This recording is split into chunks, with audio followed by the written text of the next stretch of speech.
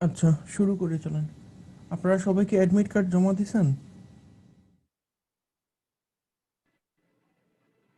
কিসের admit card sir? Mid টার্মের? Mid টার্মের, হ্যাঁ। স্যার দিয়েছে স্যার। আচ্ছা, তো জি স্যার দিয়েছি। যারা যারা অ্যাডমিট কার্ড জমা দিয়েছেন, আমি ওদের অ্যাডমিট কার্ডের অ্যাসাইনমেন্টে আপনাদের মিড টার্মের মার্কসটা জানাই দেবো, ঠিক আছে? আপনারা ওই কবে দিবেন স্যার রেজাল্টটা? রবিবার দিন দিব। রবিবার? হ্যাঁ, আচ্ছা, ওই অ্যাডমিট কার্ডের যে অ্যাসাইনমেন্টটা ওটার ভিতরেই আপনি যা দেখবেন যে আপনার অ্যাসাইনমেন্টের সাথে মার্কস দেওয়া আছে, ঠিক আছে? তো ওইখান থেকে আপনারা জেনে নিন। সবাই শুধু নিজেরটা দেখতে পাবে স্যার? সবাই শুধু নিজেরটা দেখতে পারবে, হ্যাঁ। আচ্ছা। স্যার এমনি কি কোনো মানে ইন্ডিভিজুয়ালি কোনো মার্ক দিছেন যে অ্যাসাইনমেন্টে এত কিংবা ভাইভাতে এত এরকম?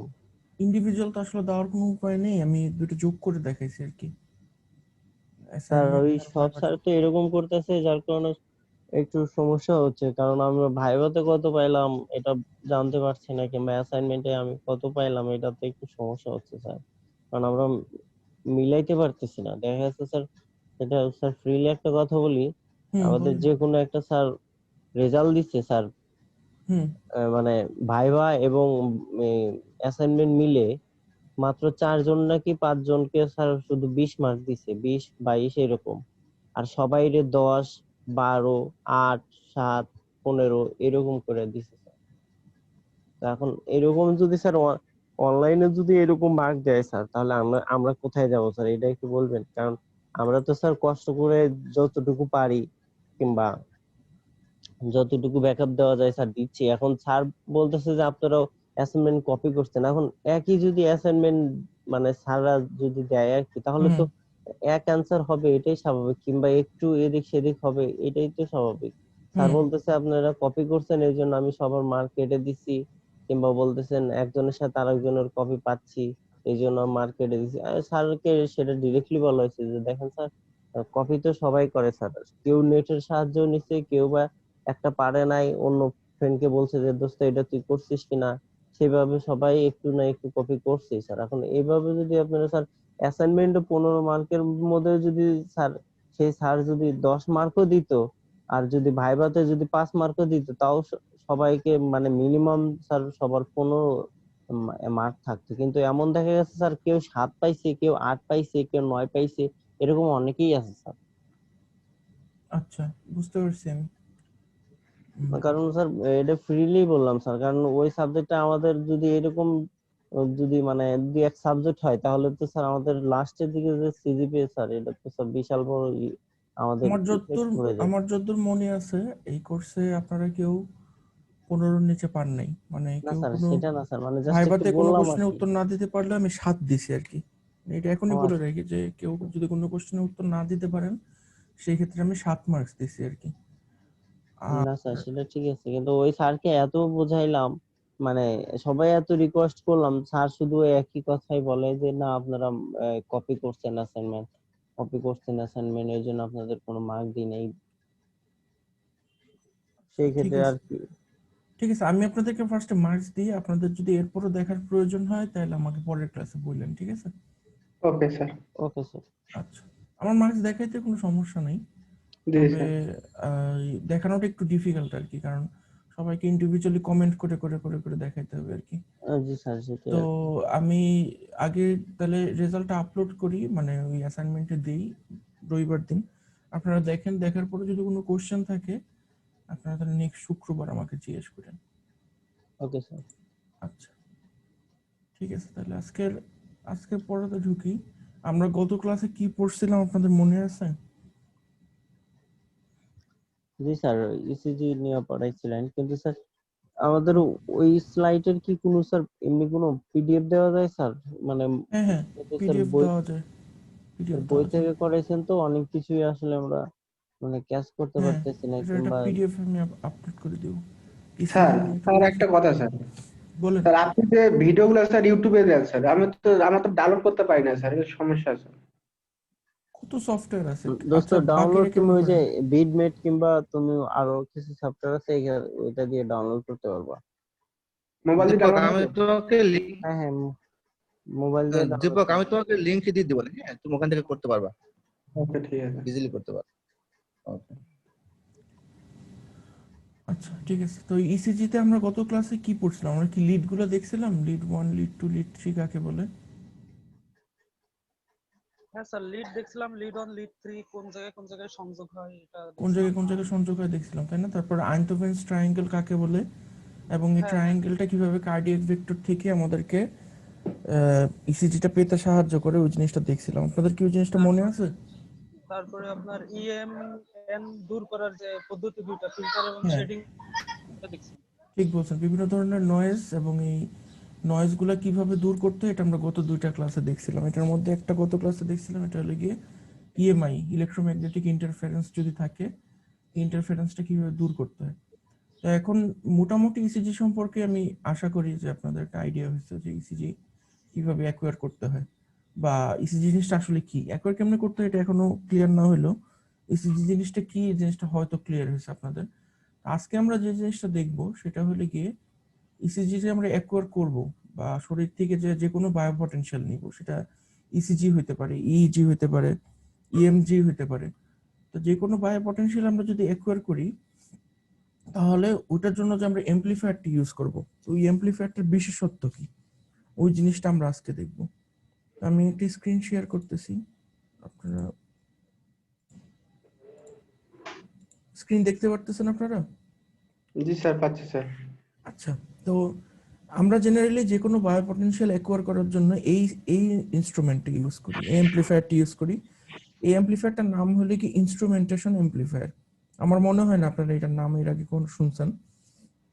ইনস্ট্রুমেন্টেশন অ্যাম্পলিফায়ার হলো গিয়ে ডিফারেন্স অ্যাম্পলিফায়ারের একটা বিশেষ রূপ। ডিফারেন্স অ্যাম্পলিফায়ারটা আপনারা অনেক শুনছেন। ডিফারেন্স অ্যাম্পলিফায়ারটা আপনাদের ইলেকট্রনিক্স 2 তে ছিল, মনে আছে ডিফারেন্স অ্যাম্পলিফায়ার কি? হ্যাঁ স্যার, মনে আছে তো, এটা গত ক্লাসেও দেখাইছিলেন আর কি, আবার বলে দিই। হ্যাঁ বলেন তো, ডিফারেন্স অ্যাম্পলিফায়ারটা কি? আপনারা এটা করছেন, আপনারা ল্যাবেও বানাইছেন নিজেরা এই জিনিসটা।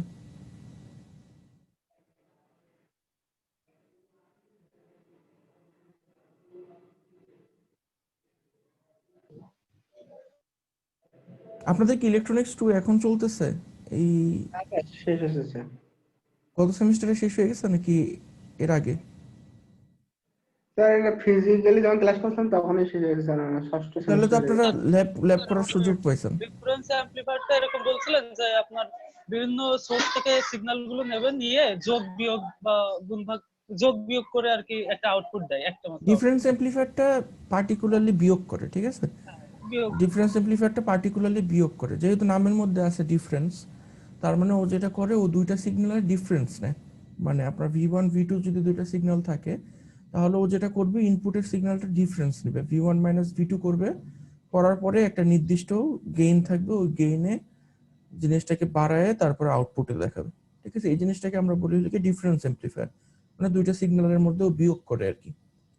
তো এখন আপনারা যদি আমাদের লিড ওয়ানটা যদি খেয়াল করেন, লিড ওয়ানটা হলে কি ইসিজির লিড ওয়ান। ইসিজির লিড ওয়ানে আমরা কোন জায়গার সিগন্যাল থেকে কোন জায়গার সিগন্যাল বিয়োগ করি? স্যার এখানে আর এ মাইনাস এল এ প্লাস প্লাস লাগাই আর কি। হ্যাঁ, মানে এল এটা প্লাসে লাগাই আর আর এটা হলে কি মাইনাসে লাগাই। জি মানে এল এ মাইনাস আর এ, মানে আমরা লেফট আর্ম থেকে একটা ভোল্টেজ নিলাম আর রাইট আর্ম থেকে একটা ভোল্টেজ নিলাম, এই দুটো ভোল্টেজকে আমরা বিয়োগ করে দিব একটার থেকে আরেকটা। তো এইটার জন্য অবভিয়াসলি আমাদের একটা ডিফারেন্স অ্যাম্পলিফায়ার লাগবে। এখান থেকে একটা সিগন্যাল যে ভোল্টেজটা পাবো ভোল্টেজ আকারেই পাবো, কারণ আমরা শরীর থেকে যত সিগন্যাল পাই সব ভোল্টেজ আকারে পাই, এই জন্য এটাকে বলি বায়ো পটেনশিয়াল।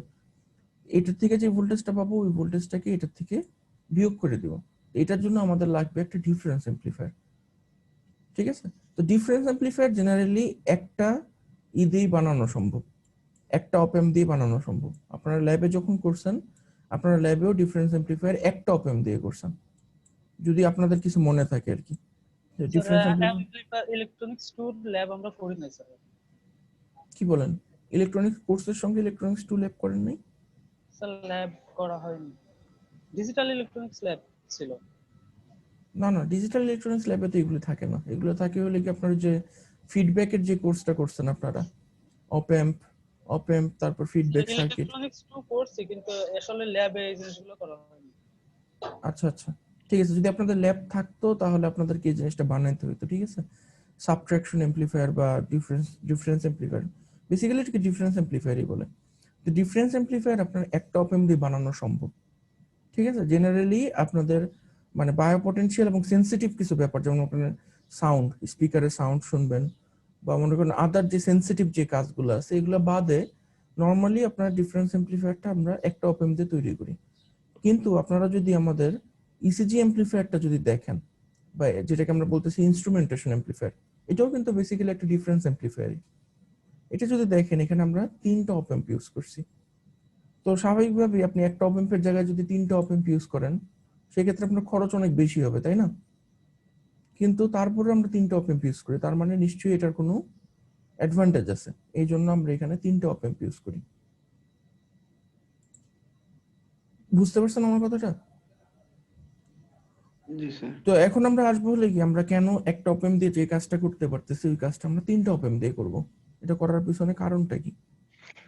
তো এটার পিছনে কারণটা বোঝার আগে আমাদেরকে বুঝতে হবে যে অপ অ্যাম্পের গঠন কিরকম বা অপ অ্যাম্পের বৈশিষ্ট্য কিরকম সেটা বুঝতে হবে। তো অপ অ্যাম্পে ইনপুটে যখন কোনো একটা সিগন্যাল আসে বা ইনপুটে আমরা যখন কোনো একটা ইনস্ট্রুমেন্ট কানেক্ট করি তখন এখানে ইনপুটেও কত ইম্পিডেন্স থাকে বা রেজিস্ট্যান্স থাকে? হাই ইম্পিডেন্স, অসীম। অসীম।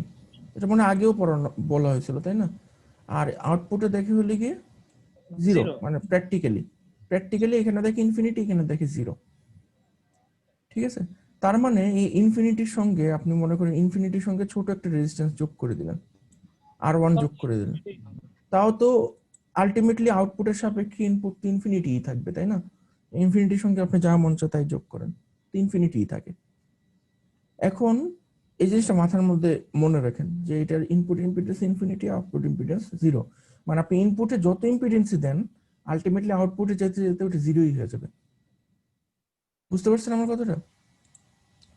তাহলে এখন দেখেন আমরা কেন ভোল্টেজ ফলোয়ার ইউজ করি। আপনারা বাফার সার্কিটের নাম শুনছেন? বাফার বা ভোল্টেজ ফলোয়ার। জি স্যার। বাফারের কাজটা কি বলেন তো? স্যার এটা হচ্ছে ফিডব্যাক রেজিস্টার থাকে না, এটা জানি, কিন্তু ঠিক বলছেন আপনি। আপনার নাম কি? আপনি তো ইলেকট্রনিক্স টু তো অনেক ভালো। স্যার ইলেকট্রনিক্স 2 তে এ প্লাস পেয়েছিলাম, লিটন খান। আচ্ছা, ভালো। আপনার মানে এই ধরনের কোর্সে আসলে ইলেকট্রনিক্স টুর ব্যাকগ্রাউন্ডটা অনেক কাজে আসে আর কি। তো বাফার সার্কিট আপনি যেটা বললেন যে ফিডব্যাকে কোনো রেজিস্ট্যান্স থাকে না এবং এটাকে ভোল্টেজ ফলোয়ারও বলে। কেন বলে? কারণ আপনি এখানে যে ভোল্টেজটা দিবেন এখানে সে একই ভোল্টেজটাই দেখতে পারবেন, ঠিক আছে। এই জন্য এটাকে আমরা বলি হলো ভোল্টেজ ফলোয়ার বা বাফার, যেটাই বলেন, যে এখানে যেটা দিবেন এখানে একই জিনিসই পাবেন। আমার কোশ্চেন হলো কি আপনি এরকম একটা বাফার সার্কিট ইউজ না করে এরকম নর্মাল একটা তার ইউজ করলেই তো পারতেন।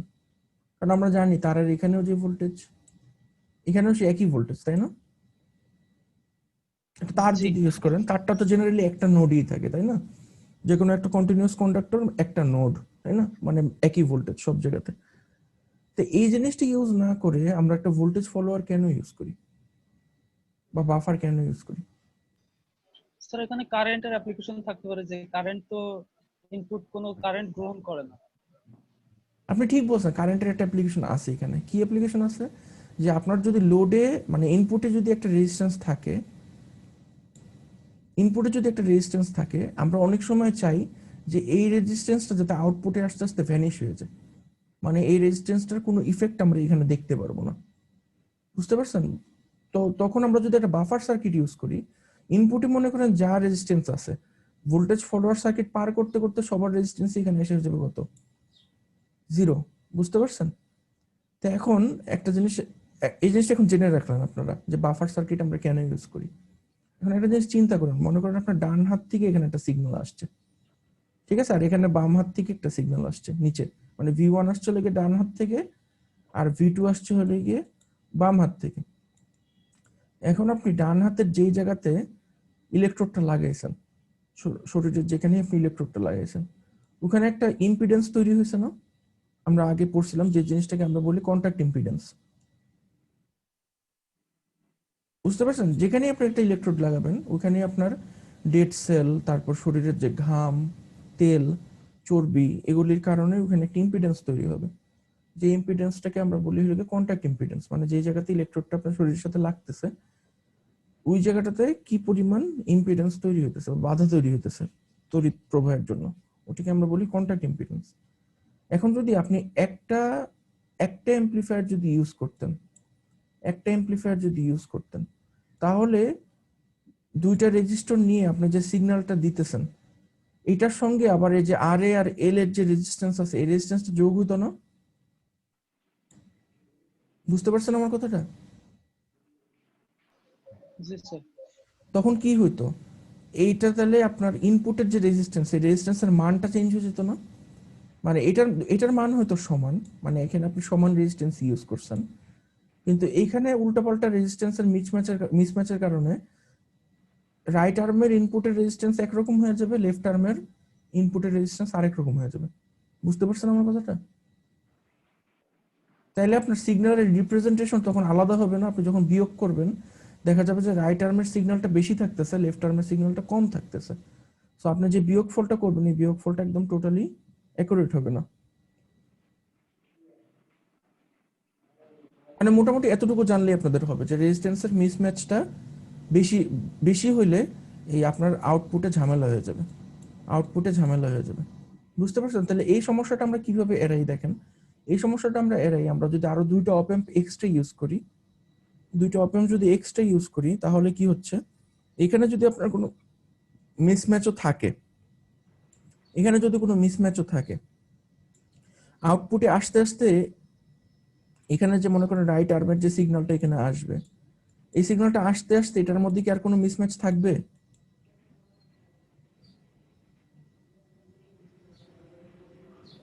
না স্যার, থাকবে না স্যার। কেন থাকবে না? কারণ আপনাকে যদি আমি ভাইভাতে জিজ্ঞেস করি যে কেন থাকবে না, তখন আপনি বলতে পারবেন আমরা তো জানি যে অপ অ্যাম্পের আউটপুট রেজিস্ট্যান্স 0। তো ইনপুটে যা মন চাই তাই থাকুক, অপ অ্যাম্পের আউটপুটে আস্তে আস্তে আমার ইম্পিডেন্স হয়ে যাবে 0। তার মানে আমার ইম্পিডেন্সের কোনো প্রভাব আমরা অপ অ্যাম্পের আউটপুটে দেখতে পারবো না। মানে কারেন্টের কোনো পরিবর্তন যদি হওয়া সম্ভব ছিল রেজিস্ট্যান্সের পরিবর্তনের কারণে সেটা আর হবে না।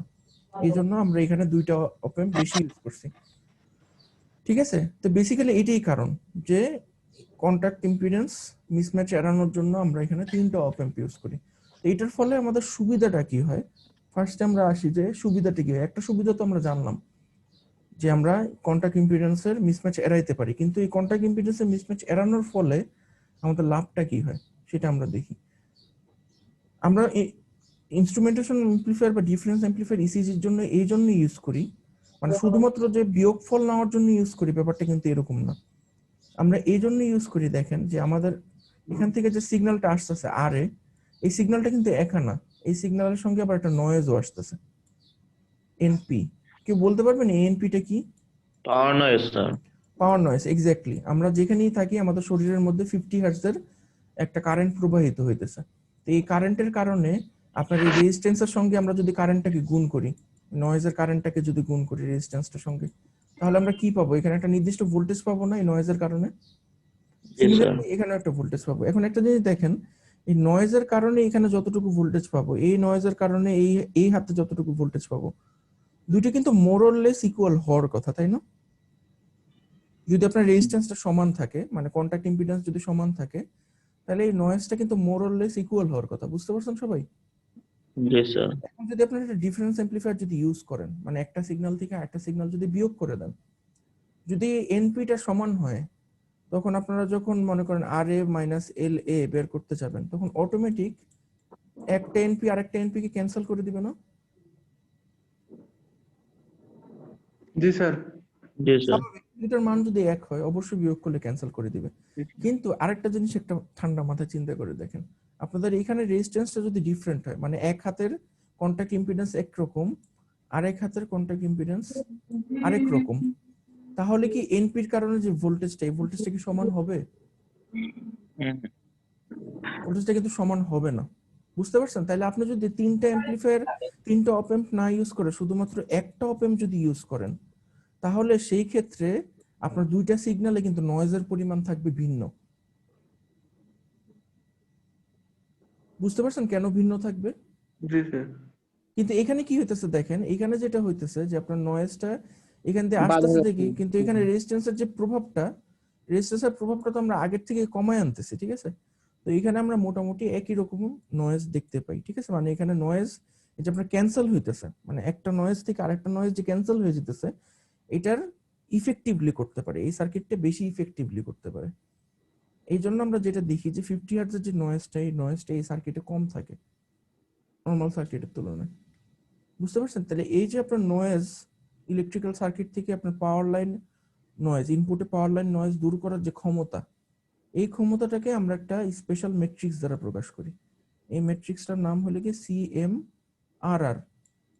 আপনারা যারা ইলেকট্রনিক্সে ভালো শুনছেন এই কথাটা আগে, CMRR? হ্যাঁ sir, common common mode mode rejection ratio. Excellent, হ্যাঁ, common mode rejection ratio. Common mode rejection ratio প্রকাশ করে যে দুইটা ডিবিতে। সিগন্যালের মধ্যে যে কমন যে সিগন্যালটা আছে, বা কমন মোড কথাটা দ্বারা যেটা বোঝাচ্ছে, কমন যে সিগন্যালটা আছে, এই কমন সিগন্যালটা রিজেক্ট করার ওর প্রবণতাটা কতটুকু বা কার্যকারিতা কতটুকু, এটাকে আমরা প্রকাশ করি ডেসিবল দিয়ে, তাই না?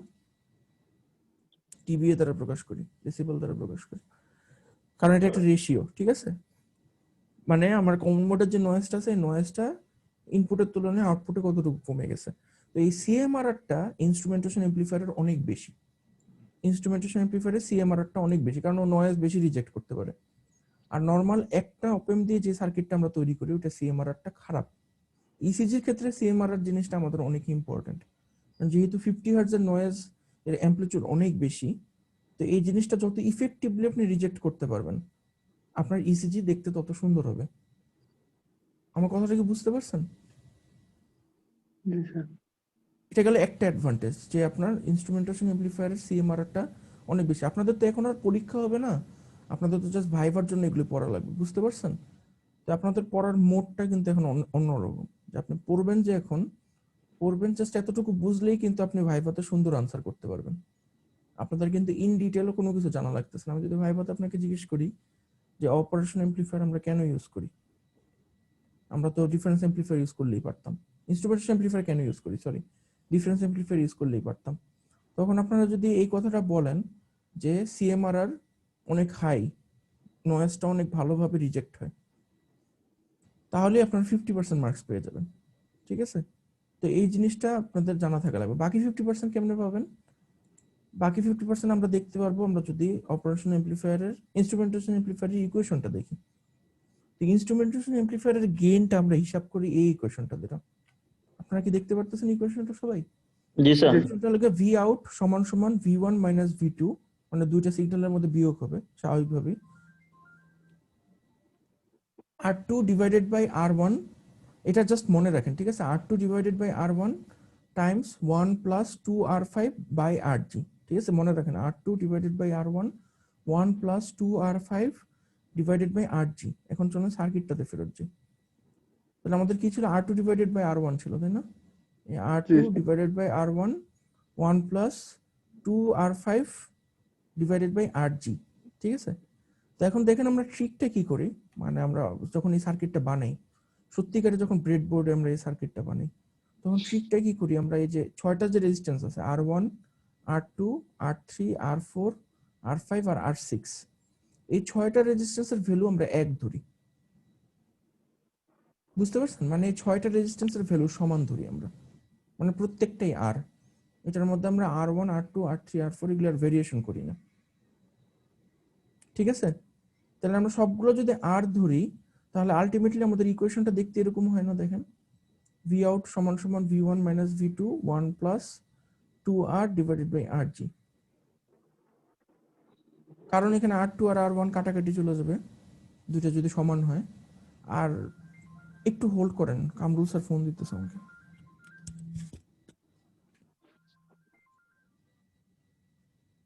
আসসালামু আলাইকুম স্যার।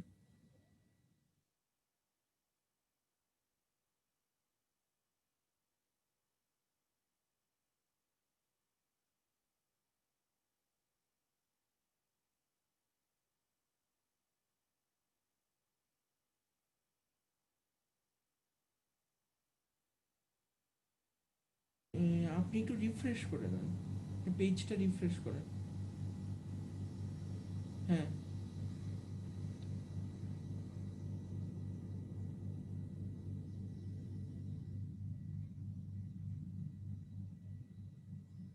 ঠিক আছে।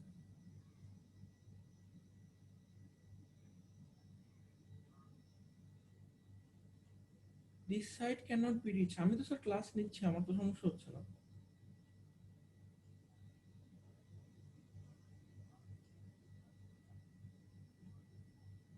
তাহলে মনে হয় স্যার ওদের সার্ভার ক্র্যাশ করছে কোনো একটা কারণে, লোড বেশি থাকার কারণে,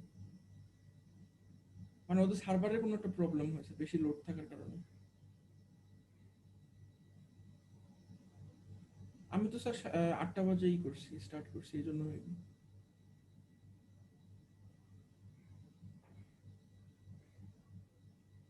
জি স্যার ওদেরকে একটু ফোন করে দেখেন।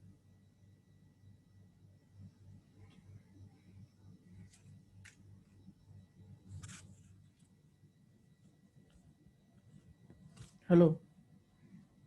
জি স্যার। আচ্ছা, বুঝতে পারছেন এই ইকুয়েশনটা? জি স্যার পাচ্ছি। আচ্ছা, তাহলে এই ইকুয়েশনটা আমাদের কি কাজে আসে এটা দেখার আগে আমরা দেখি যে এখান থেকে আমাদের অ্যাডভান্টেজটা কি, দ্বিতীয় অ্যাডভান্টেজটা কি ইনস্ট্রুমেন্টেশন অ্যাম্পলিফায়ার ইউজ করা। কেউ কি দেখতে পারতেছেন আমাদের দ্বিতীয় অ্যাডভান্টেজটা কি? জেনারেলি আমরা কোনো কিছু যখন গেইন কন্ট্রোল করার চেষ্টা করি, যেমন মনে করেন আমরা ফ্যানের স্পিড কন্ট্রোল করি, ঠিক আছে, এটাও কিন্তু একটা গেইন কন্ট্রোল। তারপরে আপনার মনে করেন আমরা যে স্পিকারের ভলিউম আপ ডাউন করি, এটাও একটা গেইন কন্ট্রোল, ঠিক আছে। তখন আমরা কি করি, প্রেফারেবলি একটা নব ঘুরাই, তাই না? একটা নব ঘুরাইলে আপনার ফ্যানের স্পিড বাড়ে কমে বা স্পিকারের ভলিউম বাড়ে কমে। ওখানে বেসিক্যালি কি হইতেছে, আপনি যখন নবটা ঘুরাইতেছেন, আমাদের এখানে আমরা জানি, যেহেতু আপনারা এই কোর্সের বাকি অংশ করে আসছেন, যে এখানে আমাদের একটা ভেরিয়েবল রেজিস্টার থাকে, তাই না, যে জিনিসটাকে আমরা বলি পটেনশিওমিটার। তো এই পটেনশিওমিটারের এখানে একটা ডায়াল থাকে। তা আপনি যখন নবটা ঘুরান তখন এই ডায়ালটা এক একটা পজিশনে যায়, গেলে তখন এখানে আপনি একটা ডিফারেন্ট রেজিস্ট্যান্স পান। এটা তো জানেন সবাই আপনারা, তাই না, কিভাবে ভেরিয়েবল রেজিস্টার কাজ করে। এখানে বিভিন্ন রেজিস্ট্যান্স থাকে স্যার। হ্যাঁ, এখানে যদি আপনি ওহম মিটার ধরেন তাহলে ঘুরাইলে এক এক সময় এক এক রকম রেজিস্ট্যান্স পাবেন, তাই না। ওই রেজিস্ট্যান্সটা অনুযায়ী আপনার ওই ফিডব্যাক রেজিস্ট্যান্সটা চেঞ্জ করে এই জিনিসটা আস্তে আস্তে আপনার গেইনটা কন্ট্রোল করা হয়, ঠিক আছে। তো আমরা যে কোনো জায়গাতে যখন গেইন কন্ট্রোল করি, আমরা সবসময় দেখি যে আমাদের একটা নব ঘুরাইতে হয়, তাই না। কখনো তো 2-3টা নব একসাথে ঘুরে আপনি গেইন কন্ট্রোল করেননি। এখন দেখেন আমাদের যদি সবগুলো রেজিস্ট্যান্সের মান এক হয় আর RGটা যদি শুধুমাত্র আপনার gain resistance, main gain resistance আমরা যদি ধরি, তো সেই ক্ষেত্রে আমাদের সুবিধা যেটা হচ্ছে সেটা হলো কি, আপনি শুধুমাত্র একটা রেজিস্ট্যান্স পরিবর্তন করেই পুরো সার্কিটের গেইন কন্ট্রোল করতে পারতেছেন। আমার কথাটা কি বুঝতে পারছেন? শুধুমাত্র আরজির এখানে যদি আপনি একটা পটেনশিওমিটার বসায় দেন, তাহলে শুধুমাত্র এই পটেনশিওমিটারটাই আপনি ঘুরে ঘুরে ইসিজি সার্কিটটার গেইন কন্ট্রোল করতে পারবেন, তাই না। অন্য কোনো সার্কিটের পরিবর্তন করা লাগতেছে না। এখন মনে করেন কোনোভাবে যদি আপনার ইচ্ছা করতো যে না, আমি আগেই গেইন করে এসে তারপরে ডিফারেন্স অ্যাম্পলিফায়ারে বিয়োগ করব, মানে আপনি এই সার্কিটটাকে যদি দুইটাকে একসাথে কানেক্টেড না করতেন, এখানে একটা ফিডব্যাক রেজিস্ট্যান্স থাকতো, এখানে একটা ফিডব্যাক রেজিস্ট্যান্স থাকতো, ইনপুটে আলাদা আলাদা রেজিস্ট্যান্স থাকতো, এই দুটো কানেক্টেড না, তারপর এটার থেকে আপনি ডিফারেন্স অ্যাম্পলিফায়ারে নিলেন। যদি এইভাবে কাজটা করতেন তখন দেখা যেত আপনাকে দুইটা রেজিস্ট্যান্স চেঞ্জ করতে হতো অ্যাটলিস্ট গেইন পরিবর্তন করার জন্য। কিন্তু এখন আপনার সুবিধা যেটা হচ্ছে যে শুধুমাত্র একটা রেজিস্ট্যান্স চেঞ্জ করেই আপনি পুরো সার্কিটের গেইন পরিবর্তন করতে পারতেছেন। তো এই জিনিসটা আপনার কমার্শিয়ালি অনেক বেশি ফিজিবল। মানে আপনি একটা মেশিন বানাইলেন, ব্রেডবোর্ডই বানাইলেন বা প্রজেক্ট বোর্ডই বানাইলেন, আপনি সবগুলো আর সমান 10K দিলেন, ঠিক আছে। তারপরে আপনি হিসাব করলেন আমার গেইন কত প্রয়োজন, ওই প্রয়োজনীয়তা অনুযায়ী আপনি RGটা পরিবর্তন করে দিলেন, তাহলে আপনার সার্কিটটা হয়ে গেল। তাহলে এই দুটো অ্যাডভান্টেজ, মোটামুটি এই দুটো অ্যাডভান্টেজ আপনাদের জানা থাকলেই চলবে। তো এখন চলুন দেখি আমরা গেইনটা কিভাবে হিসাব করব। তো গেইন জিনিসটা কি আপনারা জানেন নিশ্চয়ই, যে গেইন মানে আমরা বুঝি যে ভোল্টেজ আউটপুট আর ভোল্টেজ ইনপুটের মধ্যে যে রেশিও, এই জিনিসটাকে আমরা বলতেছি গেইন, তাই না। মানে ইনপুটের তুলনায় আউটপুটটা কতটুকু বর্ধিত হচ্ছে। তো এখন মনে করেন আমি আপনাকে কোশ্চেন করলাম যে ইসিজি তো জেনারেলি হয় হলো 2 মিলিভোল্ট, ঠিক আছে, মানে ইসিজির অ্যাম্পলিটিউড আপনার হয় হলো 2 মিলিভোল্ট, কারণ অ্যাকশন পটেনশিয়ালের অ্যাম্পলিটিউড আমরা জানি কতটুকু, 20 মিলিভোল্ট। তো দেখা যায় যে একটা হাতের অ্যাকশন পটেনশিয়াল থেকে আপনি যখন আরেকটা হাতের অ্যাকশন পটেনশিয়াল বিয়োগ করেন তখন মোটামুটি আপনার 2 মিলিভোল্টের মতো অ্যাম্পলিটিউড থাকে আর কি, বুঝতে পারছেন। তো এখন 2 মিলিভোল্টের একটা সিগন্যালকে আপনি যদি 1 ভোল্ট থেকে 5 ভোল্টের রেঞ্জে দেখতে চান, আমরা মোটামুটি প্রেফার করি যেটাকে 2 ভোল্টে আমরা দেখব, তখন আমাদের 1000 টাইমস গেইন লাগে। 2 মিলিভোল্টকে যদি 2 ভোল্টে দেখতে চান আমাদের 1000 টাইমস গেইন লাগবে। এখন আমি আপনাদেরকে বলে দিলাম যে 1000 টাইমস এর গেইন দরকার, আর আমরা যেটা ইউজ করছি সে সব সমান, R1 সমান সমান R2 সমান সমান R3 সবগুলো সমান সমান R6, সেটা হলো কি 10 কিলো ওহম। আপনারা কি এখন RG এর মান বের করতে পারবেন?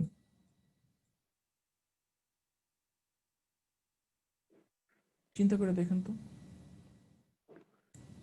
V1 আর V2 আচ্ছা লাগবে না তো, এটাকে যদি আপনি এই সাইডের নিচে নিয়ে যান, জি এই স্যার, রেশিওটার মানই তো 1000, তাই না? 1000 স্যার, এখন পাওয়া যাবে স্যার। পাওয়া যাবে না? জি স্যার। সবাই কি বুঝতে পারছেন? তো এবার যদি আমি অ্যাসাইনমেন্টে এই কোশ্চেনটা দেই, এটা পারবেন না সবাই, নাকি গতবারে পিজো ইলেকট্রিক মেটেরিয়ালের মতো সমস্যা হবে? পাওয়া যাবে স্যার এখন স্যার। পারা যাবে, ঠিক আছে। তো এইভাবে আমরা গেইনটা হিসাব করি মেডিকেলি। আমরা যখন কোনো একটা মেশিন বানাই, কোনো একটা মেশিন বানানোর সময় কিন্তু আমরা এইভাবেই গেইনটা হিসাব করি, ঠিক আছে। তো আপনারা এরপরে যদি কখনো এখন ইন্টারভিউতে যান, আপনাদের যদি ইসিজি রিলেটেড কোনো কোশ্চেন করে, আমি আশা করবো আপনারা সবাই উত্তর দিতে পারবেন আর কি, ঠিক আছে। মানে এতটুকু জানা থাকাও কিন্তু অনেক, কারণ নর্মালি যারা ইলেকট্রিক্যাল ইঞ্জিনিয়ার, যারা বায়োমেডিক্যাল ইনস্ট্রুমেন্টেশন কোর্স নেয় নাই, ওদের কিন্তু এতটুকু জানা নেই, বুঝতে পারছেন? তো সেই তুলনায় আপনাদের জানা বেশি থাকবে, এটাই আপনাদের কাছে এক্সপেক্টেড। তো এখন মজার ব্যাপারটা যেটা, আপনার ইনস্ট্রুমেন্টেশন অ্যাম্প্লিফায়ার আপনি যে ইউজ করবেন, আমাদের টোটাল লিড কয়টা আছে শরীরে? আমরা গত ক্লাসে দেখছিলাম কয়টা লিডের ইসিজি মেজার করি আমরা। কয়টা বুঝিনি। 10টা মনে হচ্ছে, 10টা। না 10টা না, হিসাব করেন মন। 12টা স্যার। 12টা কি কি বলেন? 12টা। ক্লাসিক্যাল 3টা, ক্লাসিক্যাল 3টা, B1 লিড থেকে 1 B6 ওটা হলো ট্রান্সভার্স। আর 3টা কোথায়? 6টা আর 3টা 9টা হলো, আর বাকি 3টা কোথায়? দেখেন এগুলো কিন্তু পারতে হবে আপনাদেরকে ভাইবোতে। আর 3টা কোথায় বলেন? স্যার একটু মিট করে দেন তো স্যার, কে যেন কথা বলতেছে। হ্যাঁ করতেছি, হ্যাঁ বলেন বাকি 3টা কোথায়? স্যার ক্লাসিক্যাল গুলো কি ওই যে ডান হাতে বাম হাতে আর হ্যাঁ হ্যাঁ, মানে আইনথোভেন ট্রায়াঙ্গেল থেকে আমরা ডাইরেক্টলি যে 3টা পাই ওটাকে আমরা বলি classical limb lead. Classical limb lead থেকে আমরা আরো 3টা বের করি না, ওই 3টার নাম কি?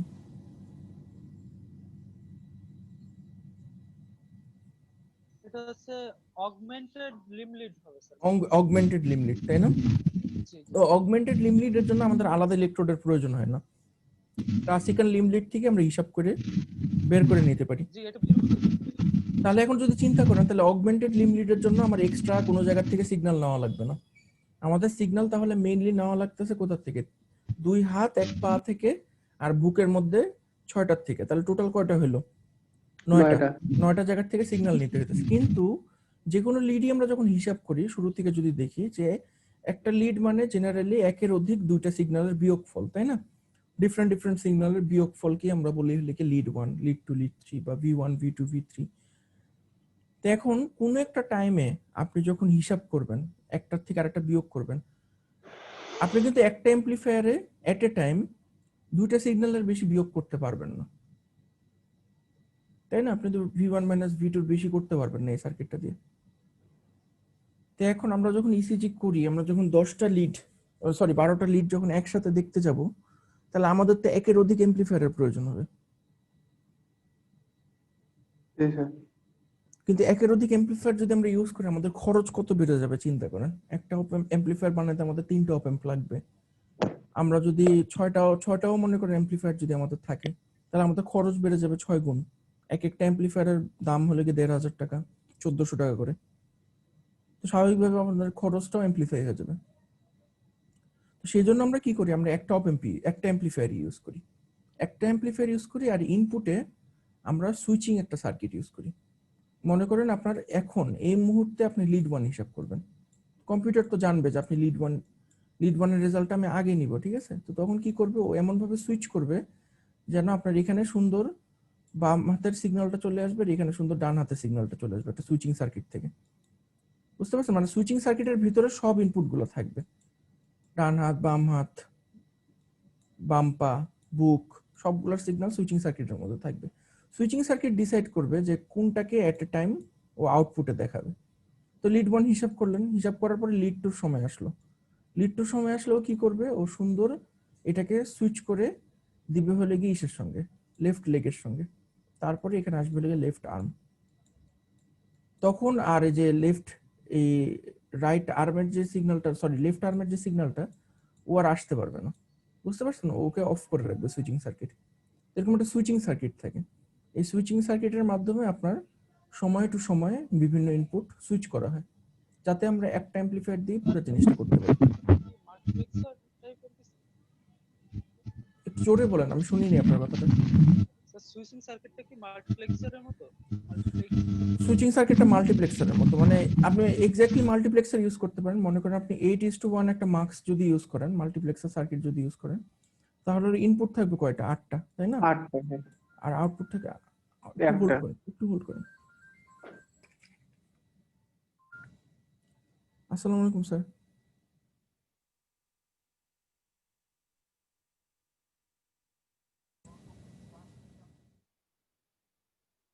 আপনি একটা কাজ করতে পারেন, আপনি আপনার পার্সোনাল রুম থেকে শুরু করেন, আপনার পার্সোনাল রুমের আইডিটা ওদেরকে দিয়ে দেন। মানে ওই যে আপনি মাই মিটিং রুম আছে না একটা, নিজের পার্সোনাল মিটিং রুম,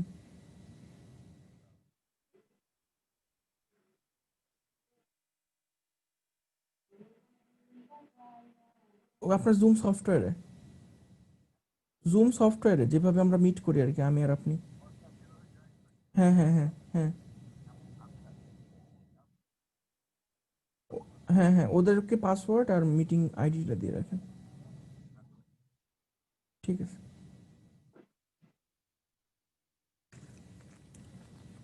হ্যালো, কোথায় ছিলাম?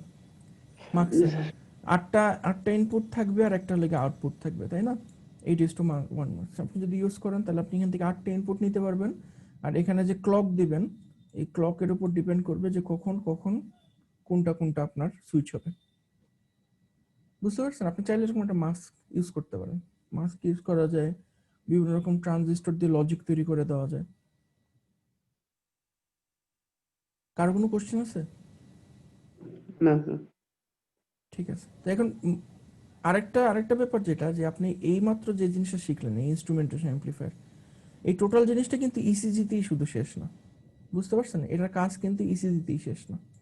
এই জিনিসটা আপনি যে কোনো বায়োপটেনশিয়াল নিতে চান, শরীর থেকে যে কোনো বায়োপটেনশিয়াল নিতে চান, সেটি ইজি হতে পারে, ইএমজি হতে পারে, ইওজি হতে পারে, যে কোনো বায়োলজিক্যাল পটেনশিয়াল আপনি যদি হিসাব করতে চান, মানে গ্যাদার করতে চান, তাহলেই কিন্তু আমরা এই অ্যাম্পলিফায়ারটি ইউজ করলেই পারি। শুধুমাত্র আমাদের কি চেঞ্জ করতে হবে বলেন তো? গেইন। গেইন, এক্স্যাক্টলি ঠিক বলছেন আপনি, শুধুমাত্র গেইনটা চেঞ্জ করতে হবে। তো গেইনটা আমরা কিভাবে চেঞ্জ করি দেখেন, গেইনটা আমরা চেঞ্জ করি, আমরা ডিসপ্লেতে কতটুকু দেখাবো এটার উপর আমরা ডিপেন্ড করি হলে গিয়ে কতটুকু গেইন সিলেক্ট করব। ঠিক আছে? যে জিনিসটা আমাদের ইন্টার্ন টোটালি কন্ট্রোল করে হলে গিয়ে আমাদের রেইলের ভোল্টেজ কত। তো জেনারেলি আমরা ইউএসবি পাওয়ার্ড কোনো কিছু যখন বানাই, বা ব্যাটারি পাওয়ার্ড কোনো কিছু যখন বানাই, জেনারেলি আমাদের একটা টেন্ডেন্সি থাকে যে আমরা এই জিনিসটাকে -5 ভোল্ট থেকে 5 ভোল্টের মধ্যে দেখাবো, তাই না? সবকিছুরই আমাদের একটা টেন্ডেন্সি থাকে যে আমরা এই রেলের মধ্যে দেখাবো, 5 থেকে 5-এর মধ্যে দেখাবো। তো আমরা জেনারেলি এখানে একটা লিমিট ধরে রাখি যে 5 ভোল্ট, এই 5 ভোল্টের মধ্যে আমরা দেখাবো। ঠিক আছে? তো এখন ইসিজির আমরা জানি যে ইসিজির অ্যাম্পলিটিউড আমাদের আসলে 2 মিলিভোল্ট। ঠিক আছে? ইসিজি যদি 2 মিলিভোল্ট থাকে, স্বাভাবিকভাবেই কমন সেন্স 5 ভোল্টের মধ্যে যদি আমরা দেখাতে চাই, আমরা জেনারেলি 2 ভোল্ট চুজ করি। ঠিক আছে? 2 ভোল্ট চুজ করতে গেলে তখন আমাদের গেইনের পরিমাণ আসে 1000। এখন আপনারা মনে করেন না আমরা ইসিজি নিয়ে কাজ করব না, আমরা এই অ্যাম্পলিফায়ারটি ইউজ করব, কিন্তু সেটা আমরা ইউজ করব ইজির জন্য, ব্রেনের থেকে সিগন্যাল নেওয়ার জন্য, ইলেকট্রোএনসেফালোগ্রাম মেজার করব আমরা। তো তাহলে আমাদের যখন আমরা মেশিনটা ডিজাইন করব, ডিজাইন করার সময় আমাদেরকে শুধু কি জানতে হবে, যে ইলেকট্রোএনসেফালোগ্রাম ইজি সিগন্যালের অ্যাম্পলিটিউড কত। বুঝতে পারছেন? তো এখন ইজি সিগন্যালের অ্যাম্পলিটিউড আপনার যদি হয় হলো 200 মাইক্রোভোল্ট, 200 মাইক্রোভোল্ট যদি হয়, তো সেই ক্ষেত্রে আপনার গেইনের কি অ্যাডজাস্ট করতে হবে বলেন তো? গেইন অ্যাডজাস্ট আরেকটা শূন্য 1000 টাকা করে আরেকটা শূন্য করে দিতে হবে, 10,000 করে দিতে হবে। বুঝতে পারছেন? তাহলে 10,000 করে দিলে আপনি এই জিনিসটাকে 2 ভোল্টে আবার দেখতে পারবেন। আপনার মনে করেন ইএমজির ভোল্টেজ জেনারেলি বড় হয়, 20 মিলি ভোল্টের মতো হয়, কারণ আমরা জানি যে অ্যাকশন পটেনশিয়াল জেনারেলি 20 মিলি ভোল্টের মতো হয়। তো ইএমজি সিগন্যালটা আবার 20 মিলি ভোল্ট। 20 মিলি ভোল্ট যদি হয় তখন আপনারা কি করবেন, আপনারা সিম্পলি একটা শূন্য কমায়, দুইটা শূন্য কমায় দেবেন এখান থেকে, তো 100 টাইমস গেইন করলে আপনি ইএমজি সিগন্যালটা দেখতে পারবেন। সবাই কি বুঝতে পারছেন? স্যার আরেকবার বললে একটু বেটার হতো স্যার। আচ্ছা, তো আমি এখানে যে জিনিসটা বলতেছি যে আমরা যেখান থেকে বায়ো পটেনশিয়ালটা মেজার করব, আমাদেরকে জানতে হবে যে আমরা যে সিগন্যালটা মেজার করতেছি এটার এক্সপেক্টেড ভ্যালু কতটুকু, এটার এক্সপেক্টেড ম্যাগনিটিউড কতটুকু। এটা যদি আমাদের আগের থেকেই জানা থাকে তাহলে আমরা সিম্পলি যদি আরজির মানটা চেঞ্জ করি, আরজি মানে যে রেজিস্ট্যান্সটা, এটার ভ্যালুটা যদি ওই অনুযায়ী পরিবর্তন করলে আমরা একই অ্যাম্পলিফায়ার বিভিন্ন বায়ো পটেনশিয়াল মেজার করার ক্ষেত্রে ব্যবহার করতে পারবো। এই অ্যাম্পলিফায়ারটা আমরা যদি ইজির ক্ষেত্রে ব্যবহার করি, এটা আমরা ইসিজির ক্ষেত্রে ব্যবহার করতে পারবো, এটা আমরা ইএমজির ক্ষেত্রে ব্যবহার করতে পারবো, শুধুমাত্র আমাদের গেইনটা পরিবর্তন করতে হবে। আমরা যদি জানি যে আমাদের এক্সপেক্টেড ভ্যালু কত এবং ওইটাকে আমরা যদি 0 থেকে 5 ভোল্টের রেঞ্জে দেখাইতে চাই আমাদের কত গেইন প্রয়োজন, এতটুকু জানলেই কিন্তু আমরা আরজির ভ্যালুটা পরিবর্তন করতে পারবো। আরজির ভ্যালুটা যখন পরিবর্তন করব আমরা, তখনই আমরা ওই কাঙ্ক্ষিত আমাদের যে বায়ো পটেনশিয়াল, সেই বায়ো পটেনশিয়ালটা দেখতে পারবো। তখন এই বায়ো পটেনশিয়ালটি ইজি হতে পারে।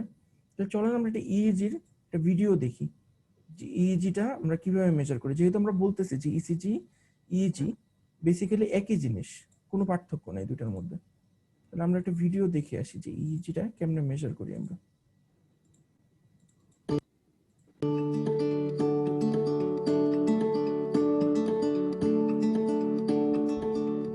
My name's Shelley, and I'm an EEG tech at Seattle Children's Hospital.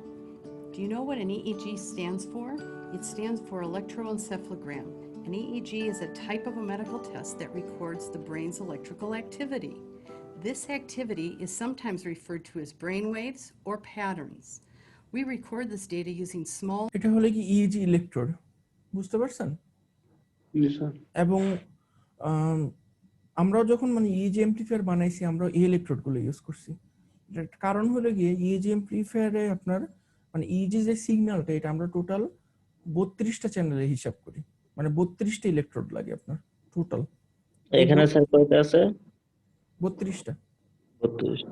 তো 32টা ইলেকট্রোড আপনি স্বাভাবিকভাবে চিন্তা করতে পারতেন যে মাথার মধ্যে যদি আপনি 32টা ইলেকট্রোড লাগান তা ইলেকট্রোড গুলোর সাইজ খুব ছোট হতে হবে, তাই না?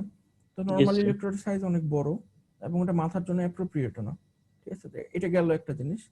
আরেকটা জিনিস আপনারা যদি খেয়াল করেন ভালোভাবে দেখবেন যে ইলেকট্রোড গুলো একটু অন্যরকম। কিরকম? এই ইলেকট্রোড গুলো পুরোপুরি মেটালের না, এটার মাঝখানে গোল একটা ডিম্পলের মতো একটা গর্তের মতো আছে আর কি, গোল।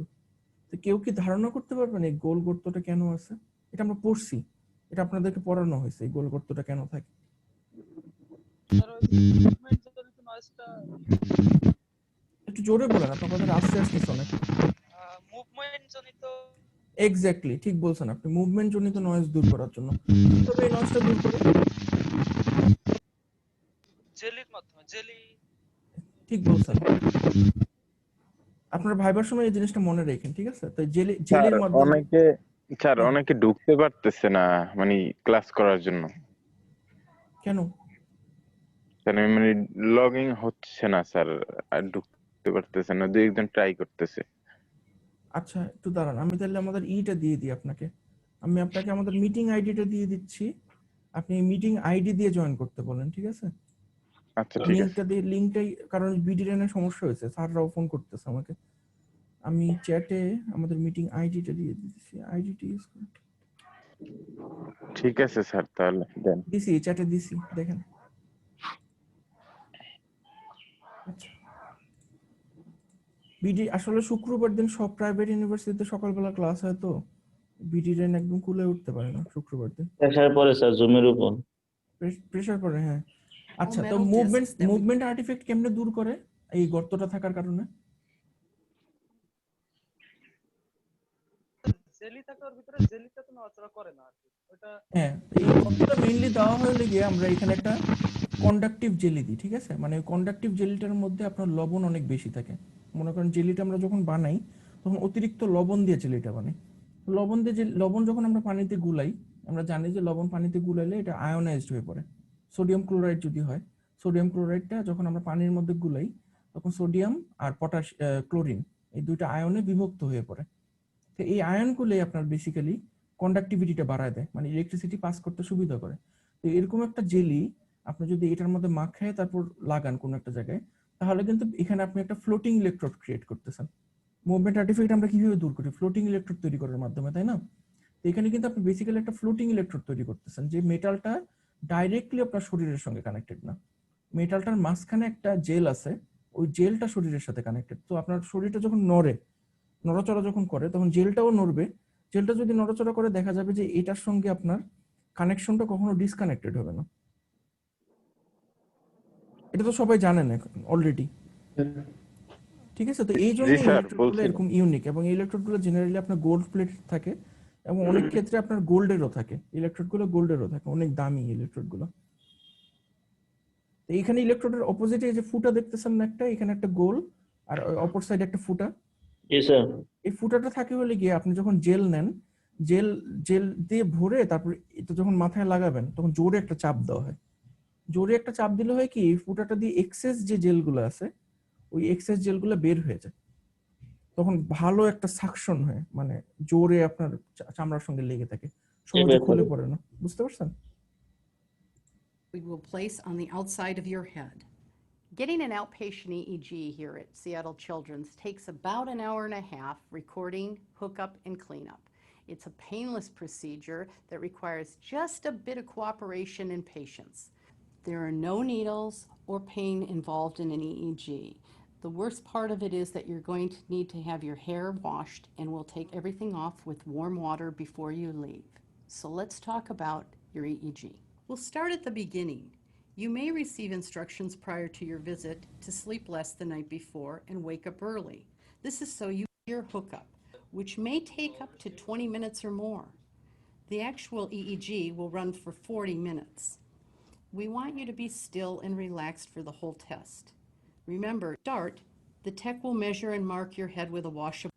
দেখেন তাহলে ইএজি শুরুতে কি করে? ইএজি শুরুতে আপনার পুরো মাথাটার একটা হিসাব নেয়, যে আপনার মাথার মানে একটা নির্দিষ্ট দূরত্ব পর পর দেখবেন যে ও মার্কার দিয়ে দাগ দিবে।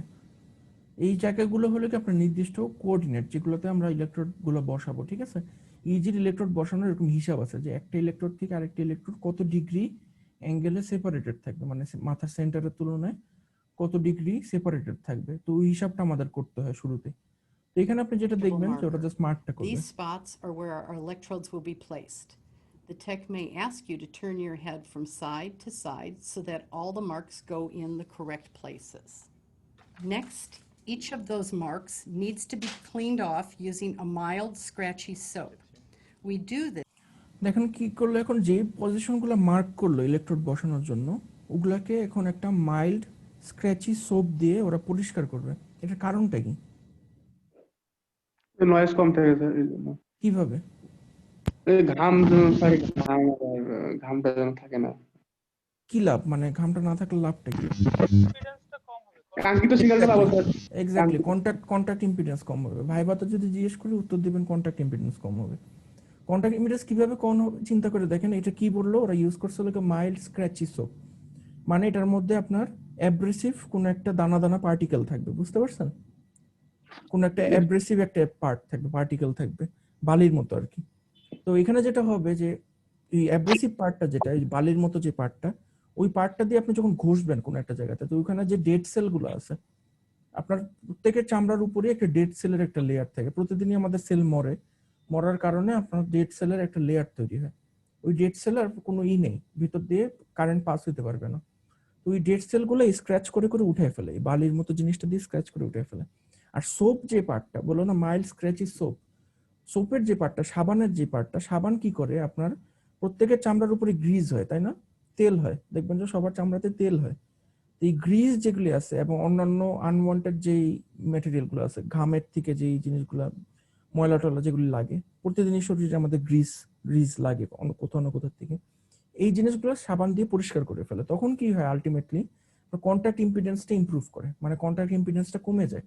তখন আপনার কন্টাক্ট ইম্পিডেন্স কমে গেলে কি হয়, আপনার নয়েজের পারফরমেন্সও কমে, কারণ ওই জায়গাতে আপনি নয়েজের ভোল্টেজও কম পাবেন, প্লাস আপনার সিগন্যালটাও যেতে সুবিধা হবে। বুঝতে পারছেন আমার কথাটা? এটা কিন্তু আপনারা যারা মেডিকেল টেকনিশিয়ান হবেন বা বা এই ফিল্ডে যারা কাজ করবেন ভবিষ্যতে, আপনাদের জন্য কিন্তু এগুলো জানা থাকাটা অনেক জরুরি। অন্য কোনো কিছু জানা থাকুক আর না থাকুক। This so that we can have a nice, clear recording. Just the information we want to collect. After your technologist has finished prepping all of the marks, they will apply the electrodes. To do this, we use a sticky salt-based paste that does two things. First, it is conductive. This means that it helps the electrode. দেখছেন এখানে যেটা paste use করলো, বললো যে এটা একটা salt based paste এবং এটা অনেক বেশি কন্ডাক্টিভ। ঠিক আছে, এই জিনিসটা আপনারা বাসায় বসেও বানাইতে পারেন। আপনারা জেলির যে জেলাটিন, ওই জেলাটিন কিনে এনে পাউডারটা পানির মধ্যে অনেক বেশি লবণ মিশিয়ে তারপর জেলাটিন দিয়ে দিলেন, তারপরে যে জেলিটা তৈরি হলো ওই জেলিটা কিন্তু অনেক কন্ডাক্টিভ থাকবে। এটা বাসায় বসে তৈরি করা সম্ভব।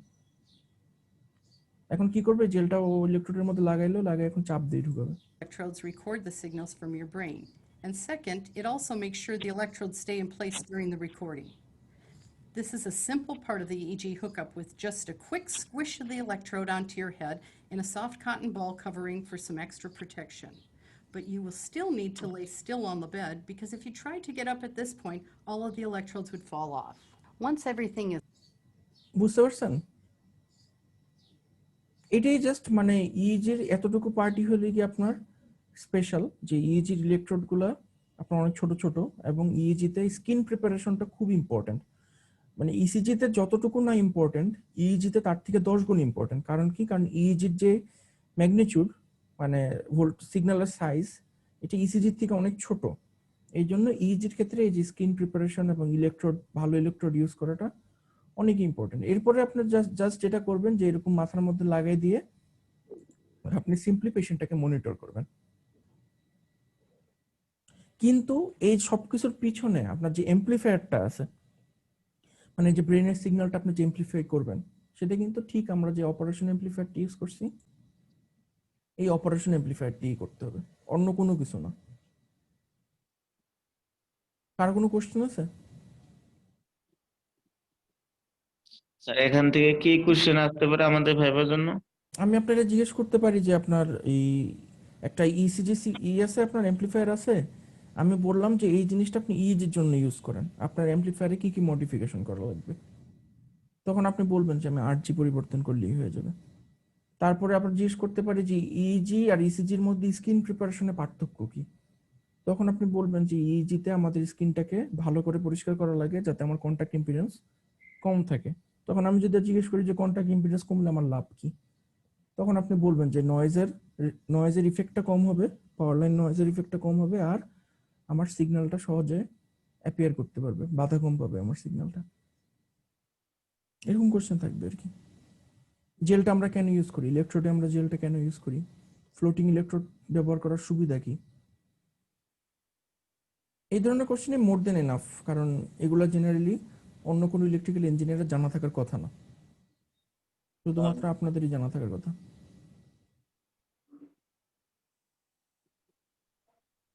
আর কোনো কোশ্চেন আছে আপনাদের?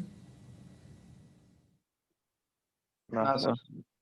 ঠিক আছে, এই সিমিলার জিনিসটা আমরা তাহলে দেখলাম যে ইসিজি এর জন্য যেটা ইউজ করলাম ওটা কিন্তু আমরা ইইজির জন্য ইউজ করতে পারতেছি, এবং এই জিনিসটা আমরা চাইলে ইএমজির জন্য ইউজ করতে পারি। আপনারা কখনো কি ইএমজি করছেন? না স্যার। আচ্ছা, ইএমজি করা হয় কেউ যদি কখনো হাতে ব্যথা পান, বা স্পেশালি মনে করেন প্যারালাইজড যারা হয়ে গেছে, যেসব রোগীরা প্যারালাইজড হয়ে গেছে, ওদের জন্য ইএমজিটি ইউজ করা হয়। ইএমজিটা হ্যাঁ বুঝিনি, বলেন। স্যার বলতে আমরা ইসিজি তো কার্ডিয়াকের যে ভেক্টর বের করে তারপরে ডায়াগ্রামটা দিছিলাম, ইইজি এর ক্ষেত্রে কি ব্রেনের এই কোন পার্টিকুলার জিনিসটা মেজার করা হয়, এটা তো আসলে জানলাম না। মানে ঠিক আছে, আপনি খুব খুব ভালো একটা কোশ্চেন করছেন। আপনার কোশ্চেনটা হলো কি যে আমরা ইসিজি যখন করি তখন আমরা হার্টের যে কার্ডিয়াক ভেক্টরটা, এই ভেক্টরটা 3 দিক থেকে প্রক্ষেপণটা হিসাব করি, তাই না? কিন্তু আর তাহলে ইইজির ক্ষেত্রে এই ভেক্টরটা কোথায় থাকে? কিন্তু আপনি যদি হার্টের সাথে ইইজির তুলনা করেন তাহলে একটা জিনিস দেখবেন যে হার্টটা আমাদের শরীরের মাঝখানে আছে, কিন্তু আমরা সিগন্যালটা নিতেছি হলো কি হাত পা থেকে, মানে অনেক দূরে দূরে থেকে। তো এই জন্য আমরা যেটা করতেছি যে কোনো একটা ভেক্টর আমরা কল্পনা করতেছি যে হার্টের সবগুলো ইলেকট্রিক্যাল অ্যাক্টিভিটিকে যদি একসাথে আমরা দেখাতে চাই তাহলে একটা ভেক্টর দিয়ে দেখাই। ব্রেনের সঙ্গে যদি আপনি ওটা তুলনা করেন তাহলে দেখবেন যে ব্রেনের ভিতরে আপনার অসংখ্য নিউরন আছে, মাথার ভিতরে আপনার অসংখ্য নিউরন আছে। আপনার যেই মুহূর্তেই আপনি ব্রেন দিয়ে কোনো একটা কাজ করতেছেন যেটা সব সময়, তখনই আপনার ওখানে একটা ইলেকট্রিক্যাল ইম্পালস তৈরি হবে। সবগুলো নিউরনে কিন্তু একটা ইলেকট্রিক্যাল ইম্পালস তৈরি হবে। একটা নিউরনের ইলেকট্রিক্যাল ইম্পালস তৈরি হওয়া মানে এটা একটার থেকে আরেকটাতে ছড়ায় যাওয়া। তাহলে পুরো ব্রেনটাকেই আপনি কল্পনা করতে পারেন যে এটা একটা ইলেকট্রিসিটি উৎপন্ন করার একটা উৎস, ঠিক আছে? পুরো ব্রেনটাই, কারণ ব্রেন ভর্তি হলে গিয়ে নিউরন শুধু, তাই না? তো এই ব্রেনের আপনি যখন ইলেকট্রোডটা লাগাইতেছেন তখন কিন্তু এই ইলেকট্রোডটা ব্রেনের অনেক কাছাকাছি থাকতেছে, মানে হার্টের তুলনায় ইসিজি যখন মাপেন সেটার তুলনায় আপনার কিন্তু ব্রেনের ইলেকট্রোডগুলো ব্রেনের মানে উৎসের অনেক কাছাকাছি।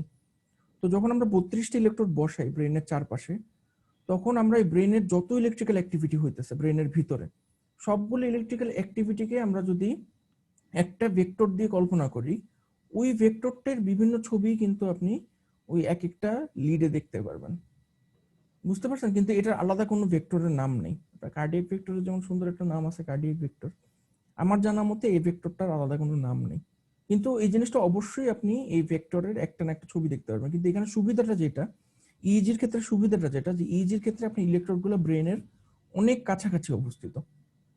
বুঝতে পারছেন? অনেক মানে আপনি হার্টের ক্ষেত্রে যেমন অনেক দূর থেকে আমাদেরকে দেখতে হইতেছে, ব্রেনের ক্ষেত্রে এরকম না। ব্রেনের ক্ষেত্রে আমরা অনেক কাছাকাছি থেকে দেখতেছি, এবং এটা হলে গিয়ে আপনার কি বলবো, মানে কোনো একটা জায়গাতে, কোনো একটা সার্টেন জায়গাতে ইলেকট্রিক্যাল চেঞ্জ হলে ওই জিনিসটা আপনি 32টা ইলেকট্রোডের কোথাও না কোথাও খুব সহজ দেখতে পারবেন। আমি কি বুঝতে পারছি আমার কথাটা? তো এখানে ভেক্টরের থেকেও বেশি ইম্পর্টেন্ট হলে গিয়ে, কোন জায়গাতে সমস্যাটা হতেছে, কারণ ব্রেনের তো অনেকগুলো পার্ট আছে, লেফট সাইড আছে, রাইট সাইড আছে, আপনার বিভিন্ন গ্ল্যান্ড আছে। তো এই সমস্যাটা কোথায় হইতেছে আপনি ইজিতে খুব সহজে পিন পয়েন্ট করতে পারবেন। স্যার বলেন। স্যার 32টা ইলেকট্রোড থাকে বুঝতে বললাম, তো এটার 32টার জন্য আলাদা আলাদা সিগন্যাল কি আমরা পাবো? অবশ্যই আলাদা আলাদা সিগন্যাল পাবেন। মানে 32টা লিড হওয়ার সুবিধা তো এটাই, যাতে আপনি আলাদা আলাদা সিগন্যাল পান। স্যার সিগন্যালগুলো কি স্যার লিড নাম্বার অনুযায়ী দেখায় না কেমনে দেখায়? এটা আমি অবশ্যই লিড নম্বর অনুযায়ী দেখে, তবে এটা লিডের নামকরণটা খুব ডিফিকাল্ট। আমি আপনাকে গুগল থেকে দেখি, এটা আমার কখনোই মনে থাকতো না। আমি দেখাচ্ছি আপনাদেরকে, খুব কঠিন এই যে নাম মনে রাখাটা। 32টা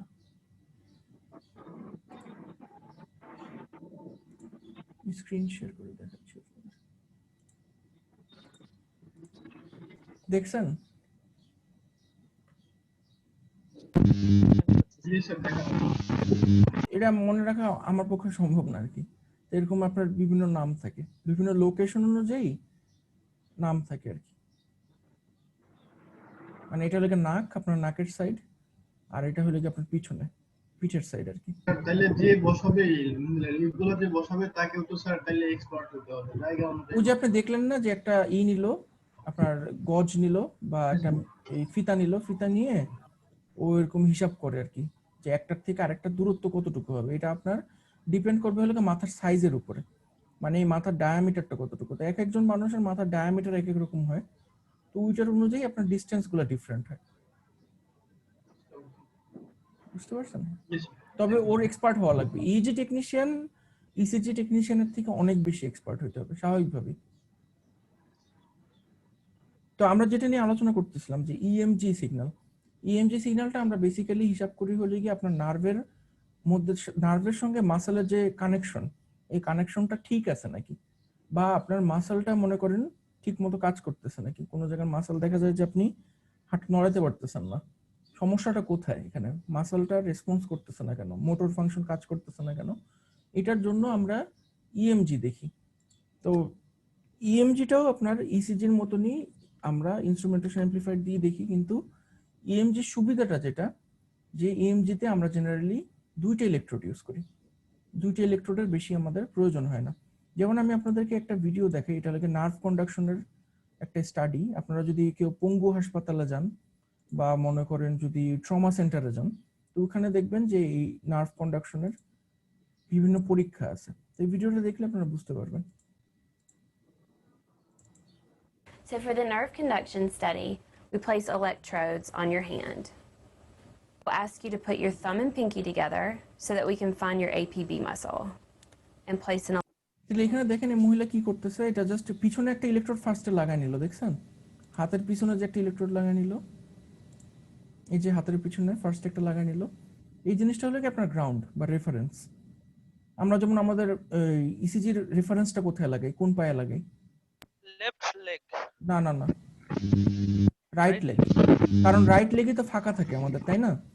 ওই রাইট লেগে আমরা হলো গ্রাউন্ডটা লাগাই, বুঝতে পারছেন? কারণ আমরা লেফট লেগ থেকে তো সিগন্যাল নিতেছি, লিড 2 আর লিড 3 সিগন্যাল আমরা লেফট লেগ থেকে নিই না? আপনি তো লেফট লেগে গ্রাউন্ড বসাতে পারবেন না, এই জন্য আমরা গ্রাউন্ড বসাই হলে রাইট লেগে, ঠিক আছে? তো এখানে হলে কি গ্রাউন্ডটা বসাইতেছে, এখান থেকে ও সিগন্যালটা নিবে, ঠিক আছে? নেওয়ার পরে ও কি করলো দেখেন, ও একটা মাসেল খুঁজে বের করলো, মানে যে মাসেলটাতে ও সমস্যা ধারণা করতেছে ওই মাসেলটার এক পাশে একটা ইলেকট্রোড লাগাইলো, তারপরে দেখেন আরেকটা পাশে ও আরেকটা ইলেকট্রোড লাগাবে। এগুলি ওয়ান টাইম ইউজ ইলেকট্রোড, এটা এত সফিস্টিকেটেড, ইজির মতো এত সফিস্টিকেটেড হওয়ার প্রয়োজন নেই। এই যে আরেক সাইডে আরেকটা ইলেকট্রোড লাগালো, দেখতে পাচ্ছেন সবাই? তাহলে এখানে ও ধারণা করতেছে ওর মানে বুড়ো আঙ্গুলের সমস্যা হয়েছে কোন একটা, এই বুড়ো আঙ্গুলের একটা সাইডেও একটা ইলেকট্রোড লাগালো, আরেকটা সাইডে আরেকটা ইলেকট্রোড লাগালো। এখনো করবে কি, ও শরীরের বিভিন্ন জায়গাতে এই যে মেশিনটা দেখতেছেন না এই সাইডে প্লাগের মতো একটা মেশিন, দুইটা ইলেকট্রোড আছে এখানে,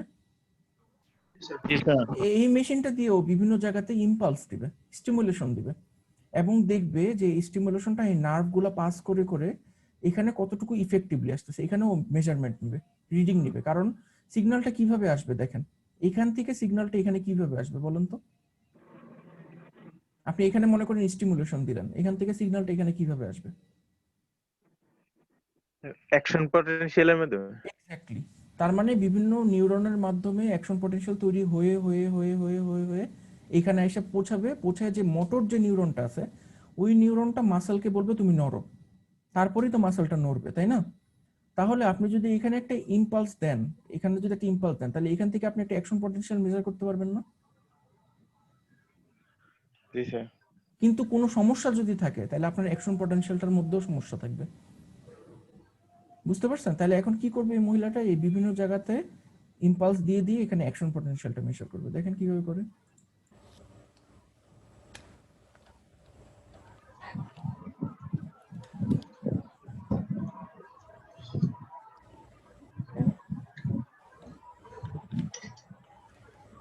Next, we take this instrument and stim several places on this nerve.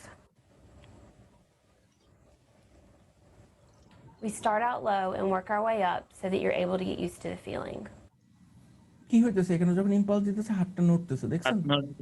তার মানে হাতটা কি ভাবতেছে, মাসলটা ভাবতেছে যে আমার ব্রেন থেকে এখানে একটা সিগন্যাল আসতেছে, যে ব্রেনটা বলতেছে তুমি হাত নড়াও, কিন্তু আসলে তো ব্রেন থেকে সিগন্যালটা আসতেছে না, আমি দিতেছি বাইরের থেকে সিগন্যালটা। তার মানে এখান থেকে আমরা একটা জিনিস বুঝতে পারলাম যে অ্যাকচুয়ালি আমাদের ব্রেন থেকে হাতে যে সিগন্যালটা আসে, আমরা এতদিন যে পড়ে আসছি যে সিগন্যালটা ইলেকট্রিক্যাল, সিগন্যালটা আসলে ইলেকট্রিক্যাল, দেখছেন? তার মানে আমরা যদি বাইরের থেকেও একটা ইলেকট্রিক্যাল স্টিমুলেশন দিই আমার হাত নড়বে, বুঝতে পারছেন? তো আস্তে আস্তে ও কি করতেছে, আস্তে আস্তে ও ম্যাগনিটিউডটা বাড়াইতেছে, এই যে ইম্পালসটার ম্যাগনিটিউড বাড়াচ্ছে। We'll do several places on your arm. আরেকটা জিনিস খেয়াল করেন যে এখানে ও যখন ইম্পালসটা দিল হাতটা কম নড়লো, কিন্তু এখানে যখন ইম্পালসটা দিল হাতটা বেশি নড়লো, দেখছেন? এটা আইডিয়া করতে পারেন কেন হলো এই জিনিসটা? ওইখানে কি মানে এমনি বেশি ইম্পালসটা দিয়ে ফেলছে মনে হয়, বেশি ইম্পালসটা দিয়ে ফেলছে, অথবা এখানে বেশি নার্ভ আছে, এখানে অনেক বেশি নিউরন আছে। আমরা জেনারেলি জানি যে কোনো এলাকাতে আমাদের অনেক বেশি নিউরন থাকে, নার্ভ থাকে, যে কারণে আমরা কোনো যখন ব্যথা পাই তখন শকের মতো ফিল করি, কারণ অনেকগুলা নিউরন তখন একসাথে ফায়ার করে। আমরা যখন কোনোতে ব্যথা পাই তখন আমাদের কাছে মনে হয় যে আমরা শক খাচ্ছি, কারণ অনেকগুলো জায়গা থেকে যদি একসাথে ইলেকট্রিসিটি তৈরি হয় তো এই জিনিসটা শকের মতনই মনে হওয়ার কথা। তো এখানেও যখন সিগন্যালটা দিল অনেকগুলো নিউরন একসাথে ফায়ার করছে, সবাই ওকে নড়াতে যেতেছে, তো এই জন্য এখানে আপনার মুভমেন্টটাও বেশি হইতেছে, এটা আমার ধারণা আর কি, বুঝতে পারছেন আপনারা? এখন মনে করেন আপনি এখানে সিগন্যাল দিলেন, এখানে হাত নড়লো, এই জায়গায় সিগন্যাল দিলেন, এখানে হাত নড়লো, ঠিক আছে? কিন্তু এইখানে সিগন্যাল দিলেন, হাতটা আর নড়লো না, তার মানে আপনার কোন জায়গার নার্ভের সমস্যা আছে? এই জায়গার। আপনার হাত ঠিক আছে, হাতের মাসলও ঠিক আছে, কিন্তু এই জায়গার নার্ভে কোনো একটা প্রবলেম হওয়ার কারণে আপনি এই হাতটা পুরোটুকু এখান থেকে এতটুকু প্যারালাইজড হয়ে গেছে, কারণ ব্রেনের থেকে সিগন্যালটা তো আর আসতে পারতেছে না, এই জায়গায় এসে থেমে যাচ্ছে। আমার কথাটা বুঝতে পারছেন? জি স্যার। এই জন্য আমরা ইএমজি করি জেনারেলি কোনো ট্রমা পেশেন্ট বা আপনার যদি কোনো মানে প্যারালাইসিসের পেশেন্ট যদি থাকে, তাহলে এরকম জায়গায় টেস্ট করে করে আমরা বুঝতে পারি কোন জায়গায় সমস্যা হয়েছে আপনার। কারণ আপনার কানেকশন যদি হাইওয়ে যদি ঠিক থাকে, তাহলে গাড়ি কোনো না কোনো ভাবে হোক পৌঁছাবে তো অবশ্যই, তাই না? তো পুরোপুরি হাইওয়েটা যদি কাট অফ হয়ে যায়, কেটে যায় কোনোভাবে, তখন আর ইনফরমেশনটা পৌঁছাতে পারে না। সমস্যাটা বেসিক্যালি একটা ইলেকট্রিক্যাল প্রবলেমই। আমাদের জেনারেলি যেভাবে ওপেন সার্কিট তৈরি হয় একটা সার্কিটে, এরকম একটা ইলেকট্রিক্যাল প্রবলেম। কারো কোনো কোশ্চেন আছে?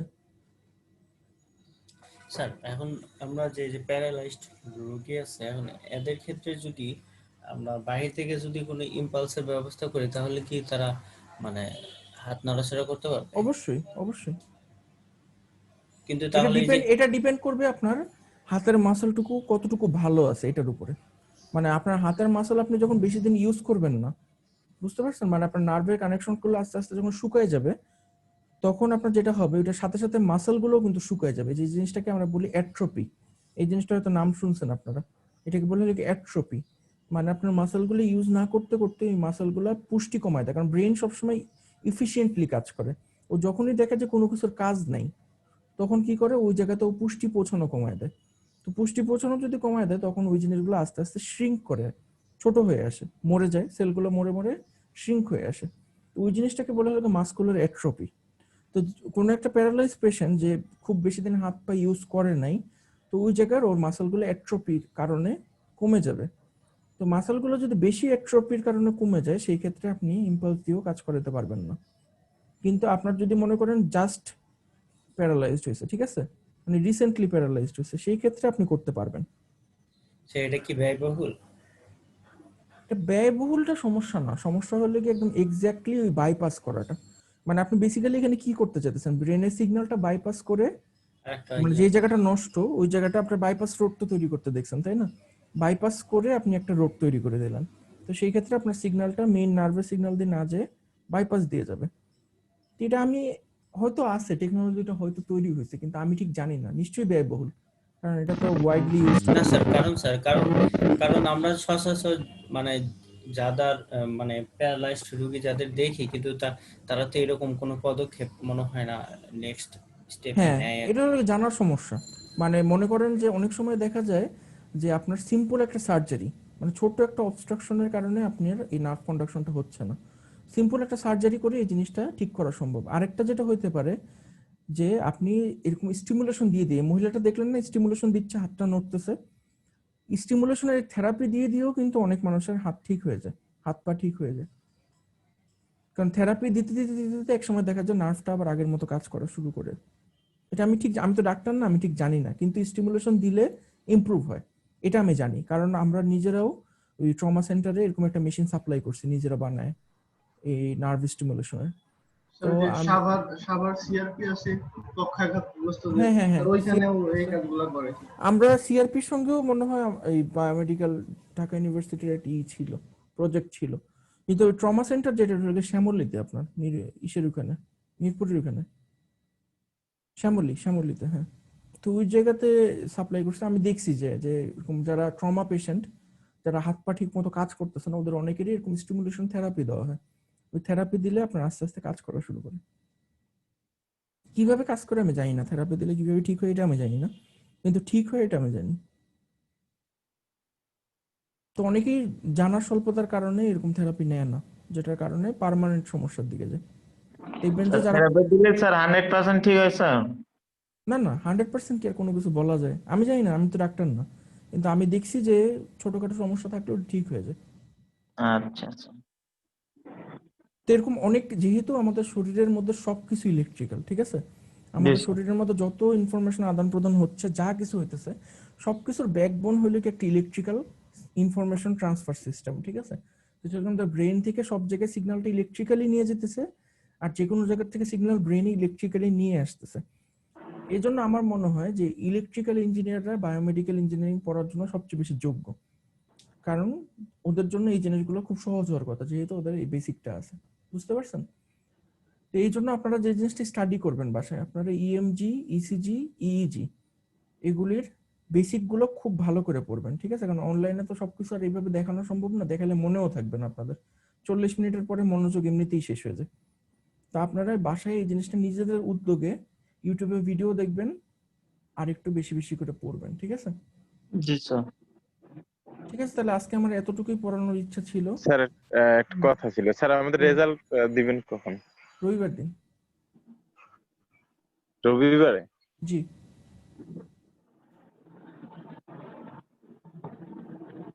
ঠিক আছে, আর আমাদের নেক্সট উইকের পরে আমাদের একটা ক্লাস টেস্ট নেওয়ার ব্যবস্থা করতে হবে, ঠিক আছে? তো ক্লাস টেস্টের জন্য আপনারা মেন্টালি প্রিপেয়ার থাকেন। না ওকে স্যার, সমস্যা নেই। ক্লাস টেস্ট কেমন ভাবে নেবেন স্যার, মানে ভাইবা আকারে না ক্লাস টেস্ট এবার চিন্তা করতেছি গুগল ফর্মসে নিব। আমার এটা ভালো অ্যাসাইনমেন্ট দেখতে অনেক কষ্ট। যারা মেকআপ দিবে, আজকে মেকআপের লাস্ট ডেট না প্রি ইয়ার রেজিস্ট্রেশন করার? হ্যাঁ, মেকআপের লাস্ট ডেট মনে হয় আজকে রেজিস্ট্রেশন করে। মেকআপের রেজিস্ট্রেশন করতেছেন কোথায় আমাকে বলেন তো একটু, আমি খুঁজে পাচ্ছি না। মেকআপের রেজিস্ট্রেশনের ডেটটা তো আজকে লাস্ট ডেট না, এটা তো স্যার এই যে একটা লিংক দিছে স্যার, একটা লিংক দিছিল ম্যাম। এখন রেজাল্টটা না দেখলে তো আমরা না, আপনাদের ইমপ্রুভমেন্ট কারো দেওয়া লাগবে না। সবাই 15-র উপরে, সবাই 15-র উপরে আছে। সবাই 15-র উপরে আছে, ইমপ্রুভমেন্ট দেওয়া লাগবে না কারো। ঠিক আছে স্যার। ঠিক আছে, তাহলে আর অন্য কোনো কোশ্চেন যদি থাকে আমাকে গুগল ক্লাসরুমে জানান, ঠিক আছে? Okay sir. ঠিক আছে, তাহলে আজকের মিটিং এন্ড করে দিলাম এখানে। আসসালামু আলাইকুম আসসালামু আলাইকুম স্যার।